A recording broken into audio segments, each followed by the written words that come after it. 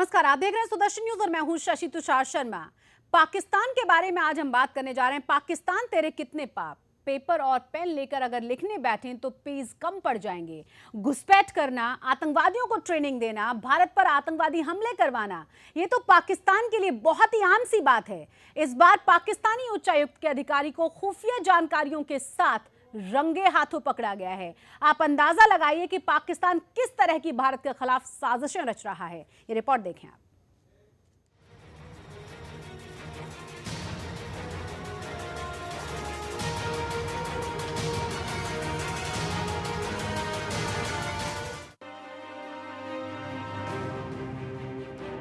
देश की आंतरिक सुरक्षा की रेकी करने वाले एक पाकिस्तानी नागरिक को दिल्ली पुलिस की क्राइम ब्रांच सेल ने हिरासत में लिया है।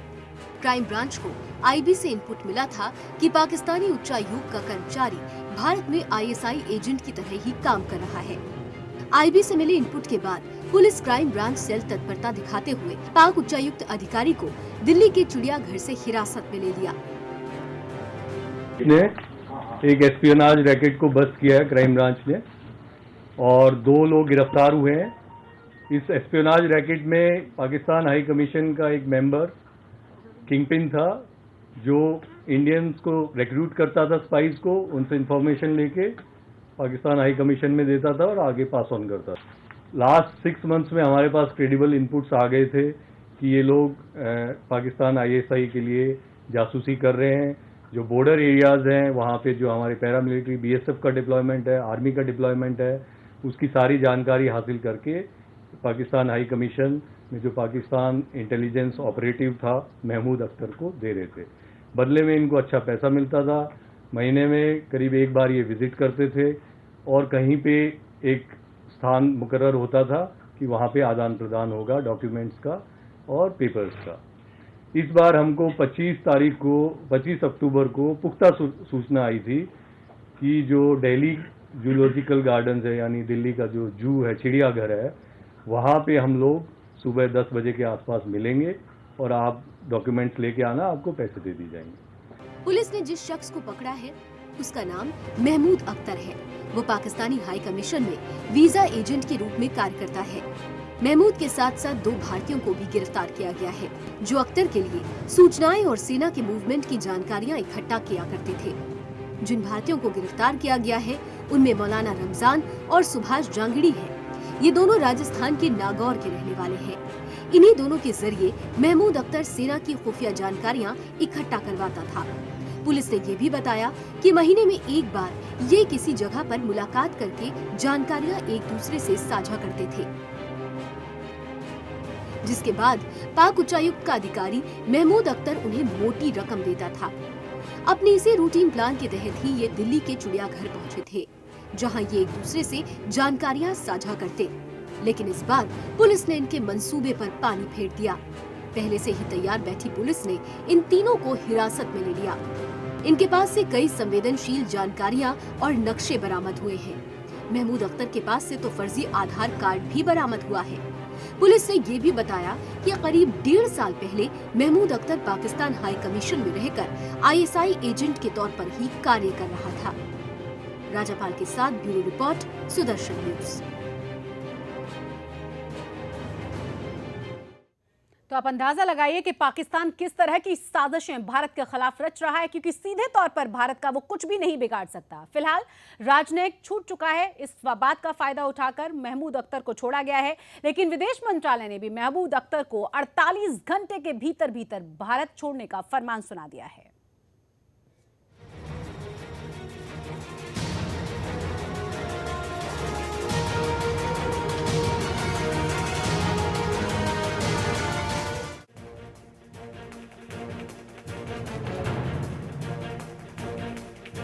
दिल्ली पुलिस की क्राइम ब्रांच ने पाकिस्तानी हाई कमीशन के जिस अधिकारी को गिरफ्तार किया था, फिलहाल उसे छोड़ दिया गया, क्योंकि डिप्लोमेटिक इम्यूनिटी इस बात की इजाजत नहीं देता कि किसी भी देश के उच्चायोग में कार्यरत कर्मचारी को गिरफ्तार करके उस पर मुकदमा चलाया जाए। लेकिन विदेश मंत्रालय ने पूरे मामले को बेहद ही गंभीरता से लिया। घटना के तुरंत बाद विदेश मंत्रालय ने पाक उच्चायुक्त अब्दुल बासित को तलब किया। विदेश सचिव एस जयशंकर ने बासित को बताया कि महमूद अख्तर को पर्सन नॉन ग्रेटा घोषित किया जा चुका है। अब उसे हर हाल में 48 घंटे के भीतर भारत छोड़कर जाना होगा। महमूद अख्तर के अवांछित व्यक्ति घोषित होने पर बासित ने अपना विरोध दर्ज कराया और डिप्लोमेटिक आचार संहिता की दुहाई देने लगे। बासित ने कहा कि पाकिस्तानी उच्चायोग ऐसी किसी भी गतिविधि में शामिल नहीं है जो राजनयिक संहिता के प्रतिकूल हो, लेकिन प्रत्यक्ष को प्रमाण की जरूरत नहीं होती।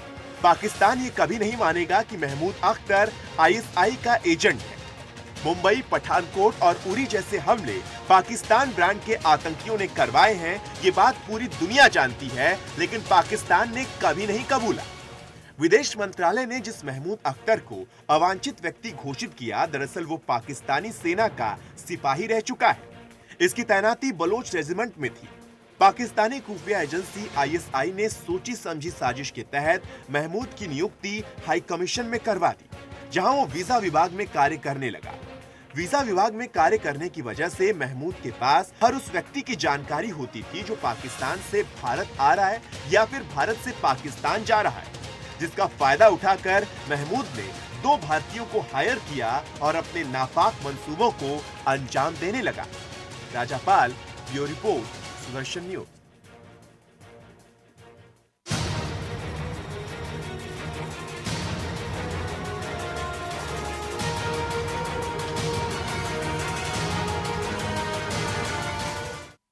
तो आप अंदाजा लगाइए कि किस तरह से पाकिस्तान नापाक इरादे रखता है, किस तरीके से पाकिस्तान हर एक बार नई साजिश रचने की कोशिश करता है, लेकिन पाकिस्तान सफल नहीं हो पाता। हालांकि ये कोई नई बात नहीं है जब पाकिस्तान ने इस तरह से कोई चाल चली हो। अब हम आपको कुछ तस्वीरें दिखाने जा रहे हैं जो कि पाक ऑक्यूपाइड कश्मीर की हैं, क्योंकि पाकिस्तान चाहे जितनी भी साजिशें रचे, लेकिन पाकिस्तान पूरी दुनिया में तो अलग थलग पड़ा ही है।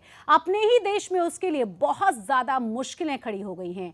चाहे पाक ऑक्यूपाइड कश्मीर की बात करें, सिंध की बात करें, यहां हम बात करें बलूचिस्तान की। अब हम आपको तस्वीरें दिखाने जा रहे हैं पाक अधिकृत कश्मीर की, जहां किस तरीके से उसके खिलाफ विरोध प्रदर्शन जारी है, कैसे ये विरोध प्रदर्शन और ज्यादा उग्र हो गए हैं। नवाज शरीफ के पुतले जलाए जा रहे हैं और आजादी की मांग की जा रही है। जरा देखिए आप भी। 70 सालों से हम पे गुलामी का जो तौक हमारे ही बाज हुक्मरानों ने मुसल्लत किए रखा है, इनको इन दलों को ये समझ नहीं आती कि भाई इनका जो वजीर आजम है, नाम निहाद आजाद रियासत जम्मू कश्मीर का जो वजीर आजम है वो रायगढ़ से मुंतखब होता है। और आज हम ये नेशनल स्टूडेंट फेडरेशन और ये सब कोच इनकलाबी साथी इसी अजम, इसी हौसले के साथ, इसी विजन के साथ, इसी नजरिए के साथ एक बार फिर 22 अक्टूबर को अपने गम, गुस्सा और ये एंगर और हम ये अपना फ्रस्ट्रेशन हम इसको रिड्यूस करेंगे, हम इन पे लान तान करेंगे। हम समझते हैं कि जिस दिन हमारे कश्मीरी भाई, हमारे कश्मीरी लोग यहाँ पे ये जो जगह जगह नीलोमर वैली में जाते हुए हमारे दोस्तों को, हमारे लोगों को, हमारी आवाम को 500 दफा जो है ना वहाँ का जो आर्मी का सिपाही है वो शनाख्ती कार्ड दे के वहाँ से पास करता है। ये जो रियासत है, इस शक्ल में इस रियासत को कायम नहीं रहना चाहिए। फिर या तो ये रियासत बदले, अगर ये नहीं बदलती तो फिर इसे तोड़ दिया जाए। इस रियासत की अब कोई गुंजाइश नहीं है। जिस रियासत में रुझान जमाली में 6 औरतों को जिंदा दफन कर दिया जाए, जिस रियासत में सियालकोट में 15-16 साल के 2 नौजवान बच्चों को लाठियों से मार दिया जाए, कत्ल कर दिया जाए, ये रियासत है। इस शक्ल की ये रियासत नहीं चाहिए। और फिर वो PhD हबीब जालम बलोच अखबार पढ़ रहा है, स्टाल को उसको गोली मार दी जाए कोयटा के शहर में। यह रियासत है। तमाम बलूचिस्तान के नौजवानों को, पढ़े लिखे और सोचने वाले लोगों को कत्ल कर दिया जाए, यह रियासत है। उनको जिंदा जला दिया जाए, यह रियासत है। तो ये गुस्सा है 70 सालों की गुलामी का, पाकिस्तानियों के अत्याचार का। पाक ऑक्यूपाइड कश्मीर में पाकिस्तान के खिलाफ विरोध प्रदर्शन किसी से छुपा हुआ नहीं है। पाकिस्तानी सेना क्रूरता से आहत पाक ऑक्यूपाइड कश्मीर के लोग अब पाकिस्तान से मुक्ति चाहते हैं। 22 अक्टूबर को POK वासियों ने ब्लैक डे मनाया था, जिसका मकसद था पाक ऑक्यूपाइड कश्मीर को पाकिस्तान के चंगुल से हटाना। गिलगिट और बाल्टिस्तान में भी लोगों ने शांतिपूर्ण तरीके से विरोध मार्च निकाला, लेकिन पाकिस्तान को शांति कहां पसंद है। पाकिस्तान की सेना ने विरोध प्रदर्शन को दबाने के लिए बर्बरता की तमाम हदों को पार कर दिया। निर्दोष प्रदर्शनकारियों को लाठियों डंडों से पीटा गया। दुनिया को पता न चले इसके लिए मीडिया कवरेज पर भी पूरी तरह से वहां रोक लगी हुई है। दरअसल 22 अक्टूबर 1947 को पाकिस्तान की सेना ने कश्मीर में घुसपैठ की थी, जिसका विरोध करने के लिए भारी संख्या में लोग सड़कों पर उतर आए थे और ये गुस्सा उसी का परिणाम है। आप अंदाजा लगाइए कि सिर्फ पाक ऑक्यूपाइड कश्मीर ही नहीं, यही हालत बलूचिस्तान की है और उससे भी ज्यादा बुरे हालात सिंध के भी हैं। और ये तमाम लोग चाहते हैं कि पाकिस्तान जबरदस्ती हत्याया हुआ उनका समाज उनकी जगह को छोड़े और इसीलिए प्रदर्शन और ज्यादा उग्र वहां होते जा रहे हैं। एक छोटे से ब्रेक के लिए फिलहाल हमें रुकना होगा। ब्रेक के बाद भी हमारी ये खास पेशकश लगातार जारी रहेगी। बने रहें आप हमारे साथ।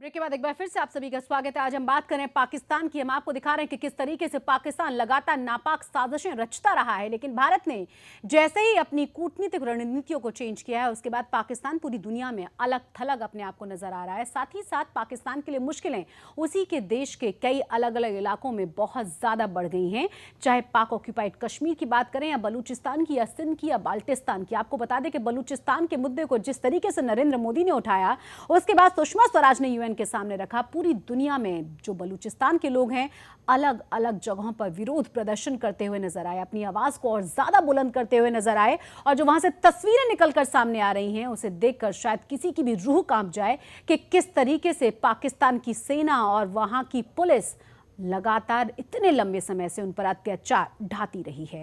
तो पाक ऑक्यूपाइड कश्मीर की तस्वीरें हमने आपको ब्रेक से पहले दिखाई थी और वो आवाज पाकिस्तान से आवाज आजादी चाहती है, लेकिन पाकिस्तानी सेना उनकी आवाज को किसी भी तरीके से दबाने की कोशिश में है। अब बात करते हैं हम क्वेटा की, जहां पिछले दिनों पुलिस ट्रेनिंग सेंटर पर आतंकवादी हमला हुआ था। ये रिपोर्ट देखिए।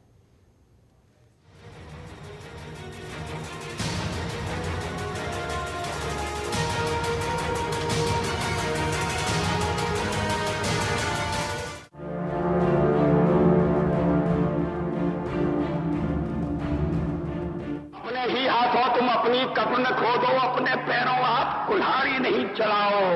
ओ नादान पड़ोसी अपनी आंखें खोलो। गाड़ी का खेल बड़ा होता है, औरों के घर आग लगाने का जो सपना वह अपने ही घर में सदा खड़ा हो। पूर्व प्रधानमंत्री श्री अटल बिहारी वाजपेयी जी की पंक्तियां आज पाकिस्तान पर बिल्कुल फिट बैठती हैं। जो पाकिस्तान पूरी दुनिया को दहलाने का खूनी मंसूबा लिए निकला है, आज उसी पाकिस्तान में घर के पाले आतंकियों ने ही हमला कर दिया है। हमले में 60 लोगों की मौत हुई है, करीब 100 से ज्यादा कैडेट घायल हुए हैं। यह हमला बलूचिस्तान के क्वेटा शहर में हुआ है, जिसमें ट्रेनी पुलिसकर्मियों को निशाना बनाया गया। हमला उस वक्त किया गया जब सारे कैडेट सो रहे थे। इससे पहले वहां की तैनात सुरक्षा बल कुछ समझ पाते हथियारबंद आतंकियों ने ताबड़तोड़ फायरिंग शुरू कर दी और देखते ही देखते दर्जनों जिंदगियां काल के गाल में समा गईं। पाकिस्तानी मीडिया का दावा है कि हमलावरों की संख्या 3 थी और 3 हमलावर फिदायन भी थे। ऐसा पहली बार नहीं है कि मेड इन पाकिस्तान ब्रांड के आतंकियों ने खुद पाकिस्तान को ही निशाना बनाया हो। याद कीजिए 16 दिसंबर 2014 का दिन, जब पेशावर के स्कूल पर मेड इन पाकिस्तान ब्रांड के आतंकियों ने हमला किया था। हमला पाकिस्तान में हुआ था, लेकिन रोया हिंदुस्तान भी था। हमले में 132 निर्दोष बच्चे मारे गए थे, लेकिन उसके बावजूद भी पाकिस्तान नहीं सुधरा। वो लगातार आतंकियों की ब्रांडिंग करने में लगा रहा। हाफिज सईद सरीखे पाकिस्तान ब्रांड के मल्टीनेशनल आतंकी तो पेशावर अटैक के पीछे भारत को कोसने से भी बाज नहीं आए। पेशावर अटैक के बाद खुद नवाज ने भी बड़ी शराफत से कहा था कि वो आतंकवाद के खिलाफ कार्रवाई करेंगे, लेकिन हुआ ठीक उल्टा। नवाज ने यूएन के मंच पर जाकर आतंकी बुरहान वानी का महिमा मंडन किया था। एक देश का आतंकी दूसरे देश का योद्धा कैसे हो सकता है? अगर आज पाकिस्तान मार्का के आतंकी पाकिस्तान को निशाना बना रहे हैं, तो उसका जिम्मेदार वहाँ के हुक्मरान हैं, उनकी जिहादी सेना और आईएसआई है। अगर नवाज शरीफ सरकार से आतंकी नहीं संभल रहे हैं, तो सिर्फ 24 घंटे के लिए इंडियन आर्मी को मौका दे दो। पाकिस्तान से आतंकवाद जन्म जन्मांतर के लिए खत्म हो जाएगा। फिर हाफिज सईद, लखवी और मसूद जैसे जल्लाद पैदा ही नहीं होंगे। राजापाल के साथ ब्यूरो रिपोर्ट, सुदर्शन न्यूज।